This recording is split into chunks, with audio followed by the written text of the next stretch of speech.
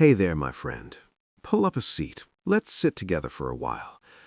I've got a story to share with you tonight, one that's been on my mind lately. It's not a grand tale of heroes or epic battles, but it's the kind of story that sneaks into your heart and stays there, like a quiet conversation with someone who's seen a lot of life. It's about a poor old beggar, a man with nothing but the scraps he could gather, and how his journey to ask a single question turned into something so much bigger. So let's walk with him for a bit, shall we? Picture this old man, bent with age, his hands rough from years of holding out for kindness. Every day he'd beg for food, just enough to get by, collecting bits and pieces in a tattered cloth. But here's the thing.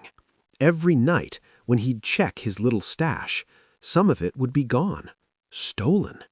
He finally caught the culprit, a sneaky little rat, nibbling away at his hard-earned scraps.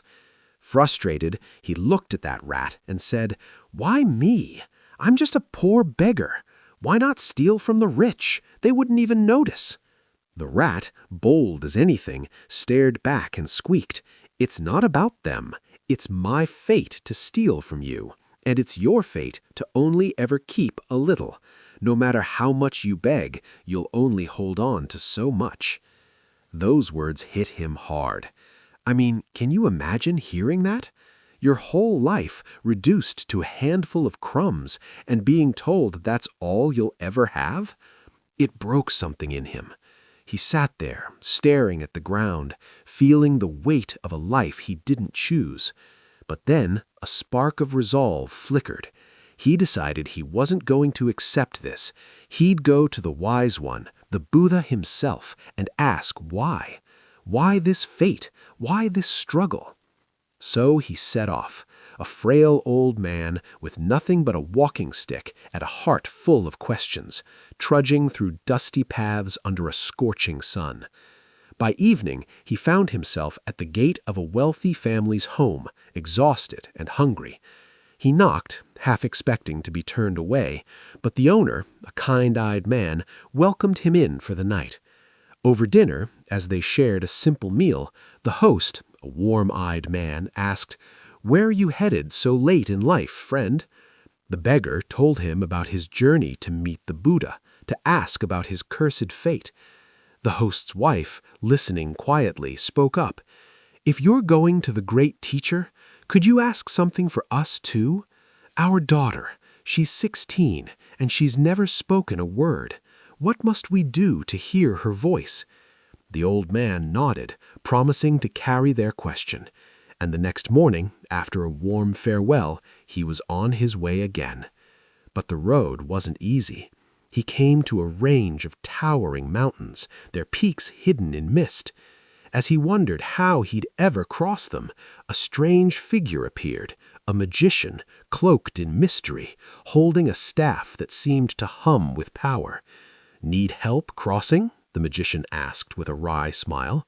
Before the beggar could answer, the magician had him sit behind on the staff, and they soared over the peaks like a bird. On the other side, the magician turned to him. "So, where are you headed?" The beggar shared his story, and the magician's eyes darkened. "I've got a question too. I've lived 1,000 years, done everything my teachings say, but I can't reach the heavens. Ask the Buddha for me. What must I do?" Another promise made, another weight on the old man's shoulders. Further along, a deep river blocked his path, its waters rushing and wild. He thought he was stuck until a giant turtle emerged, its shell gleaming in the sunlight. "I'll carry you across," it said in a slow, rumbling voice. As they crossed, the turtle asked, "Where are you headed?" Again the beggar told his tale. The turtle sighed, a sound like the wind over water. "I've lived 500 years waiting to become a dragon. Ask the Buddha what I must do to transform." Another question to carry, another soul's longing added to his own. Finally, after days of walking, aching in every bone, he reached the monastery where the Buddha sat in quiet meditation. His heart raced as he bowed low, his voice trembling. "Great teacher, I'm just a poor beggar. I've come from far to ask about my fate, and I carry questions from others too. May I ask?" The Buddha's calm eyes met his. "Yes, but I will answer only 3. 3. The word echoed in the beggar's mind. He had 4 questions: his own, the family's, the magician's, and the turtle's. How could he choose? He sat there, the silence of the monastery wrapping around him, and he thought. First, about the turtle, waiting in that cold, endless river, dreaming of wings. 500 years of longing, how heavy that must feel. Then the magician, 1,000 years of searching for peace in the heavens. And the girl, a whole life ahead, silenced, unable to share her heart. And then himself, just a beggar. He'd go back to his streets, his scraps, his rat. That wouldn't change. But as he thought of their pain, something shifted inside him. His own burden felt lighter somehow. He realized their answers might change everything for them, while he'd survive, as he always had. So, with a quiet breath, he chose. He asked for them. The Buddha's answers were simple yet profound. For the turtle, it must shed its shell, let go of its shield to become a dragon. For the magician, he clings to his staff, his crutch, lay it down, and the heavens will open. For the girl, she will speak when she meets her true companion. With those answers, the beggar bowed, a strange peace settling over him, and started his long journey back. And here's where the story turns, my friend, because on the way, he gave each answer, and each time something beautiful happened. The turtle shed its shell, revealing treasures hidden inside, pearls from the deep sea, which it gifted to the beggar before transforming into a dragon and soaring away. The magician set down his staff, handing it to the beggar as a token, and ascended at last. And when the beggar, now carrying treasures and a magical staff, returned to the family, he shared the Buddha's words.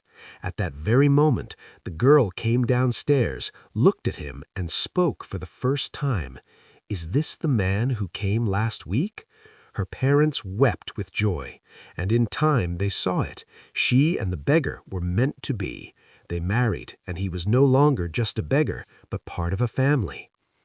You know, I think about this story sometimes when I'm stuck in my own little struggles, those moments when I'm asking, why me? Like the other day when I spilled coffee all over my desk right before a big meeting, felt like the world was against me. But then I remembered this old man carrying everyone else's questions and how letting go of his own opened up a life he never expected.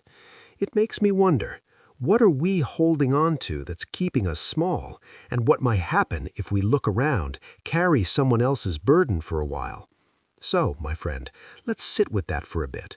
If there's something weighing on you, maybe it's not just yours to carry. Maybe there's someone nearby with a question, a need, and in helping them, you find your own answer. I don't know. I'm just thinking out loud here, but I'm glad we're sharing this quiet moment together. Let's talk again soon, all right?